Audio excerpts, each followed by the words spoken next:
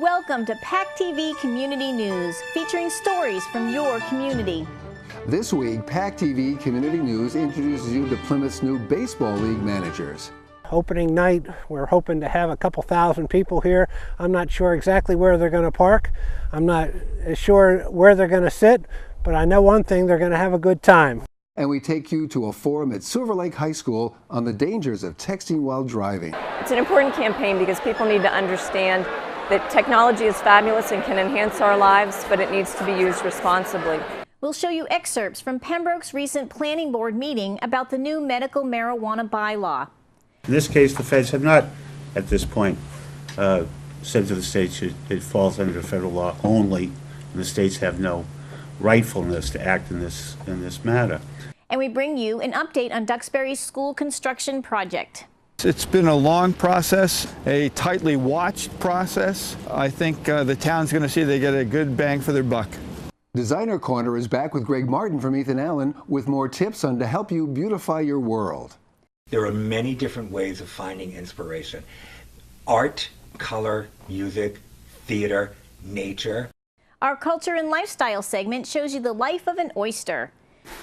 And they sort of caught fire. Chefs turned out to really love them, and so now we have a national business. Town Talk is from Duxbury, and it's all coming up on PACTV Community News.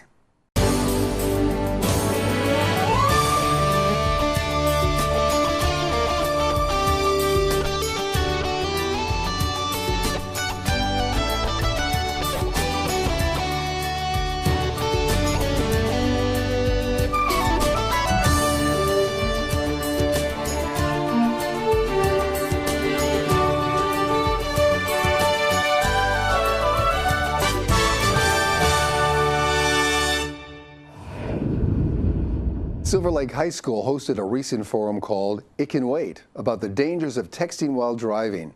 School officials, AT&T executives, and Massachusetts Senate President Therese Murray were in attendance to send a strong message to young drivers and adults.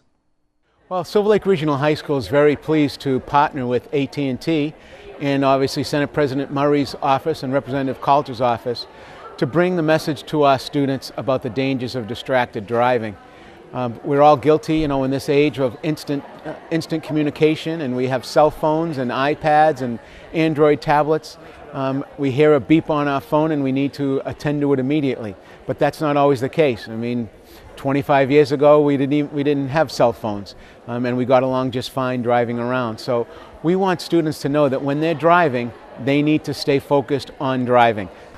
Because of the accident recently, our school has a club called the SAD Club, which stands for Students Against Destructive Decisions. And like a year ago, a couple of kids, they were juniors and seniors, they got in a car accident. So our club kind of thought it would be a good idea to have people talk about the precautions and safeties of driving, and that you shouldn't text while driving because that's, yeah. We thought it was extremely important given the statistics and the number of deaths and accidents and terrible injuries for people who are texting and driving, or passengers in cars where people texted and drove. So AT&T has put this together. I think it's an excellent program. And 600 young people sat here in silence and watched this video. They're all signing the pledge over there. Not to text or drive, and it's extremely important. You can go on YouTube and see it too, but it's really important to get the facts across. That texting and driving can not only kill you or hurt you, it can kill a lot of other people. At AT&T, we're doing a campaign across New England and across the country to educate kids and their parents about the dangers of texting and driving. It's an important campaign because people need to understand that technology is fabulous and can enhance our lives, but it needs to be used responsibly. So we're partnering with public officials like Senate President Therese Murray on getting the message out because it's so important that kids hear this and that their parents hear it as well. Plymouth now has its own baseball team as part of the New England Collegiate Baseball League. The Plymouth Pilgrims are set to play their first games in June with home games at Plymouth's Forges Field. PACTV Community News will have ongoing coverage, and we recently met up with the team's managers to learn more. We're really excited about New England Collegiate Baseball coming to Plymouth this year. Been about a year-long process working with the NECBL and now, of course, the Plymouth Pilgrims to have them here in Plymouth. Great family fun baseball league that's going to be working throughout New England through 2013. And this is a great opportunity for us. It also provides an additional thing for tourists to do while they're here in Plymouth. It'll work along very well with what we have for recreational activities, a lot of local family fun, and a lot of the great events and things that they do throughout the course of the year. So I think we're going to see some great baseball in 2013, and it's been really fun working with the NECBL to bring it here into America's hometown.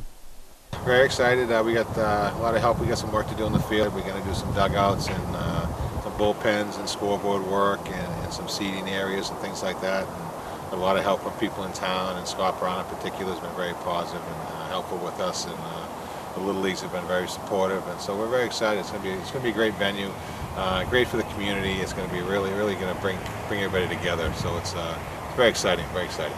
The response in this market, in this town, is just overwhelming. It was nowhere near this in any of the other teams I've been involved in. So this is Plymouth's team. I mean, this is going to belong to the community forever and ever and ever. Long after, guys like me are no longer on the face of this earth, Plymouth will have a baseball team. So, folks, if you're watching this, just know this is your team. Get involved, volunteer, come on out, and have fun with us.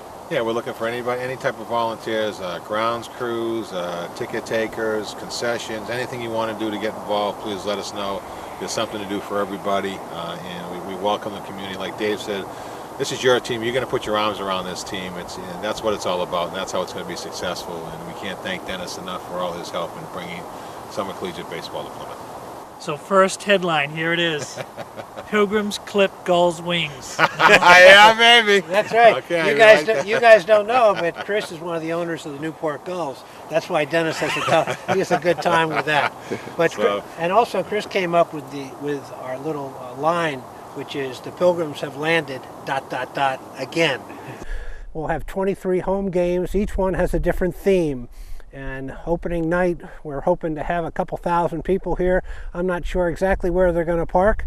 I'm not sure where they're going to sit, but I know one thing, they're going to have a good time, because we're going to have all kinds of games and music and lucky numbers and great food and just all kinds of fun for families to come here. And opening night is June 7th. That's a Friday night. So put it on your calendar, because we're going to bring you a lot of good fun, a lot of good baseball. So thanks for your support. We look forward to seeing you on June 7th. And hopefully it's a lot warmer. Construction continues on Duxbury's new combined middle and high school facilities. Occupancy is expected in the fall of 2014. And PACTV Community News spoke with Dr. Benedict Tentillo, Duxbury's Superintendent of Schools, for an update on the project. The biggest surprise to me is how hardy the steel workers are, that they've worked through this terrible winter to keep the progress moving. I have to give everyone a lot of credit for the work that's been done so far. It's being built to support a 21st century education. It'll be totally wireless, internet access throughout, video streaming throughout, project-based rooms, things of that nature, more up-to-date science labs, and so it really brings us into the 21st century. It's a big investment for the town. Everyone realizes that, and certainly the students and teachers are very pleased that we've gone in this direction. And it's the most important thing you can invest in. You invest in our students, our children, and they'll take care of us, for the rest of our lives as well. So I'm very pleased the way it's going. We've had a great working relationship with all the groups that are putting this up. And knock on wood here, hope it keeps going.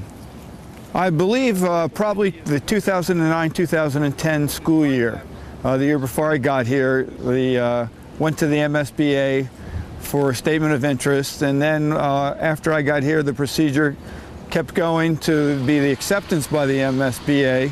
And then we had to pick a owner's project manager, architects, give out the bids for the construction. So it's been a long process, a tightly watched process, And I think the town's going to see they get a good bang for their buck.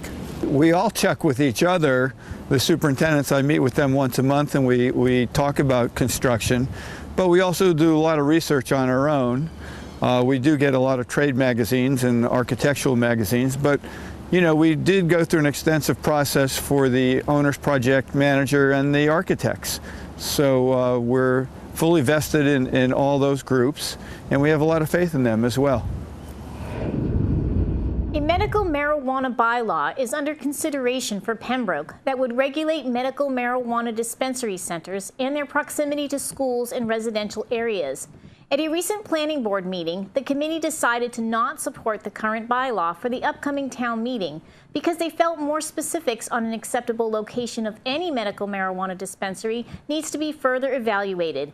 PACTV Community News was at the meeting to bring you this story. The selectmen originally crafted the original bylaw that we voted on tonight, and that was passed on to the planning board to hold public hearings and then make a recommendation and pass it on to town meeting. What the Board of Selectmen were trying to do when presenting this bylaw was to protect community standards, plain and simple. We we identified areas of concern around school districts, around daycare centers, around competing distribution centers, and around alcohol serving establishments. Not because we were worried about protecting a business that pours alcohol, but we were worried about the opportunities that present themselves when you don't have a regulated industry, an industry that has demonstrated law enforcement issues. I'm one of the selectmen that voted not in favor of having a medical marijuana dispensary here. And I think I told you at the last hearing that I attended a Massachusetts Municipal Association workshop on this, and there's a deputy chief from Walpole that had probably 45 minutes to an hour speech on what the problems that the Massachusetts law enforcement officers are going to have with this new medical marijuana facility. And I truly believe that we are going to have trouble with it.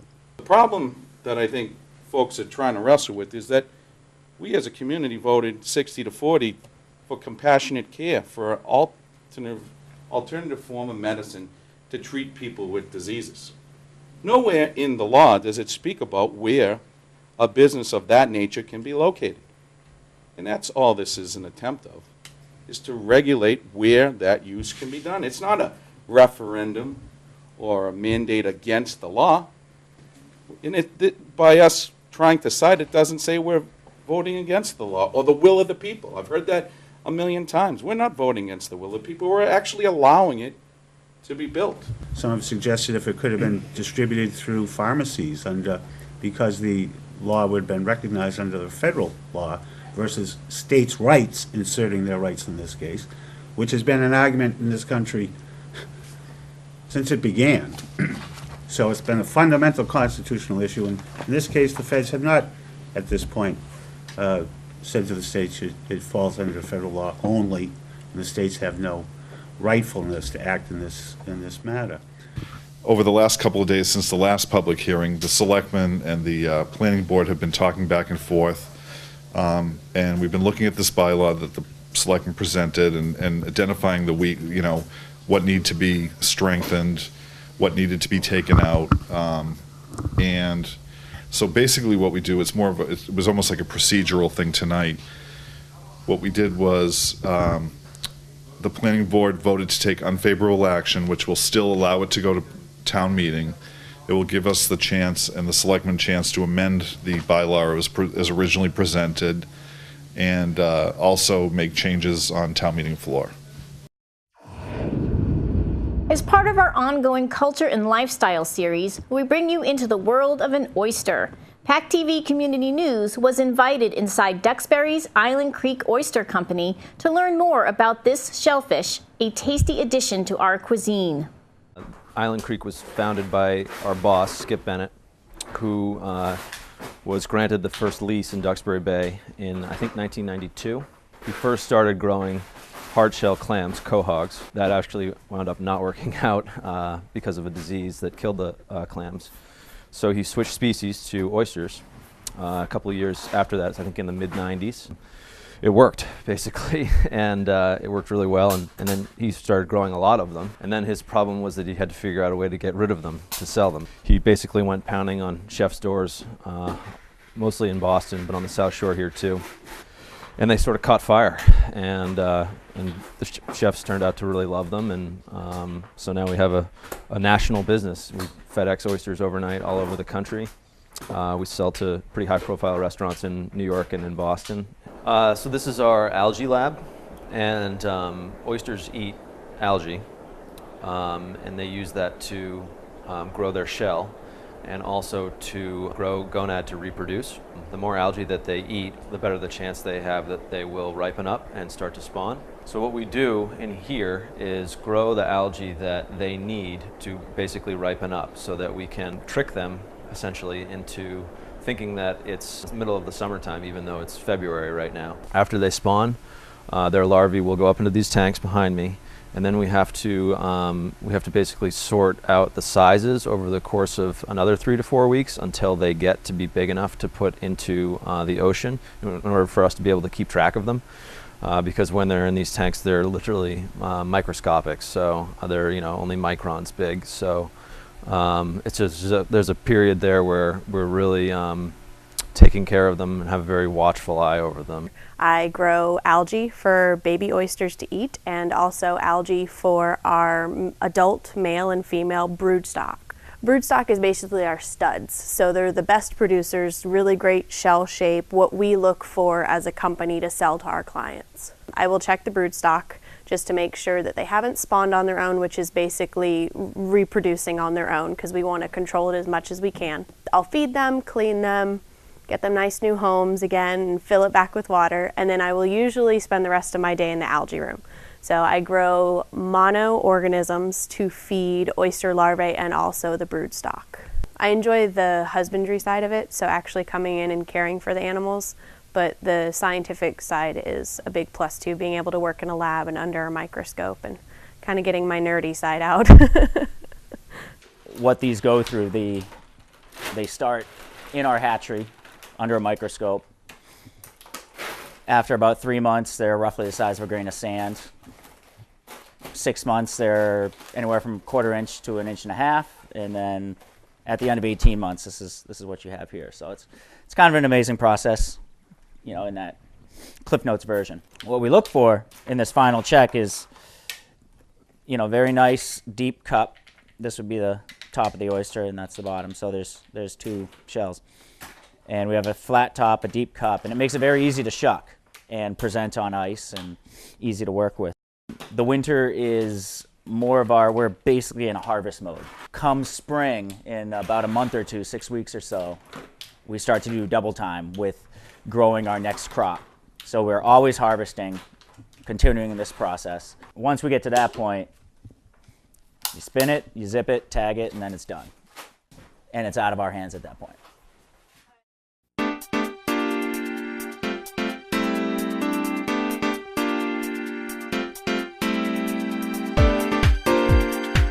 Hi, I'm Greg Martin, and this is PCN's Design Corner.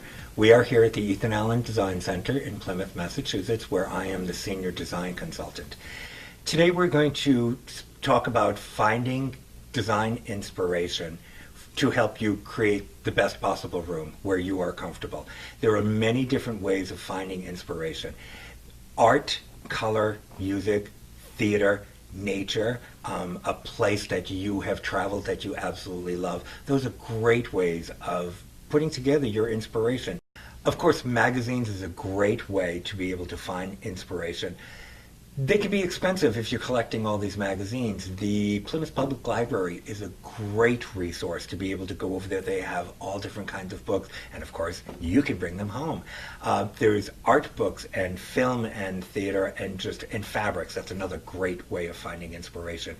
Another great resource to be able to help you find some clarity for your design ideas is Pinterest. And if you don't know what that is, you can go on the website and you'll be able to go around the website and pin different pictures that you like together and create a board.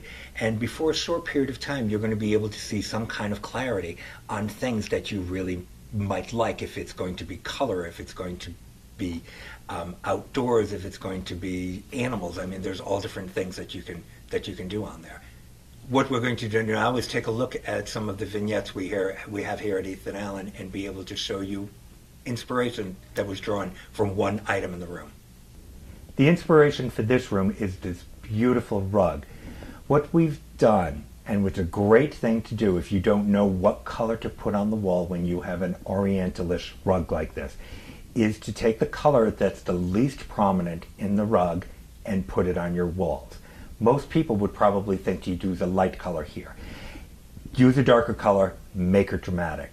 What we've done here is used lighter finished furniture. We've used a reddish brown leather on the sofa, did some red contemporary artwork on the walls, added some red flowers, orchids to the coffee table, and there you go, a beautiful room. In this room, what we've done is the artwork is the piece that has inspired the entire room. It's pretty self-explanatory, especially living in this area, having the ocean beside us. So what we've done is did a very bold dark blue on the wall. We trimmed out the draperies, the bottom of the draperies, and then abandoning the draperies using the dark blue and the white and the beige there, and did these really kind of contemporary chandeliers, 2 of them hanging over the table, dark accents, light chairs.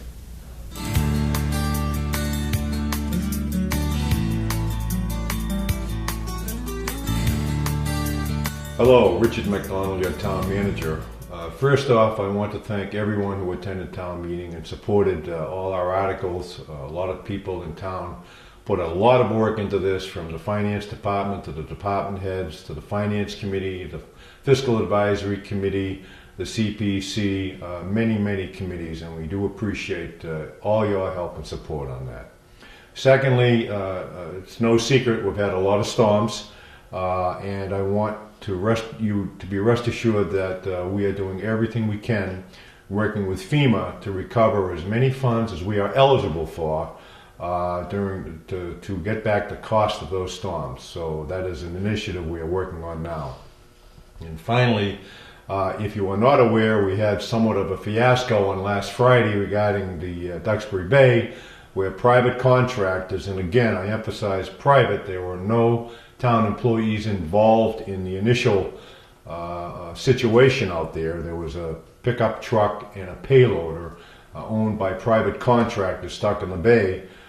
We did have many individuals involved from the town, led by our fire chief, Chief Nord, who did an excellent job in coordinating the effort. Again, I want to reassure everyone that we will get any cost incurred in that from the contractors, from their insurance companies, and we have initiated those as of now. So that's it for now, and I want to thank you. Thanks for watching this week's PACTV Community News. You can view our entire program or watch individual stories by searching for us on YouTube under PACTV Community News channel.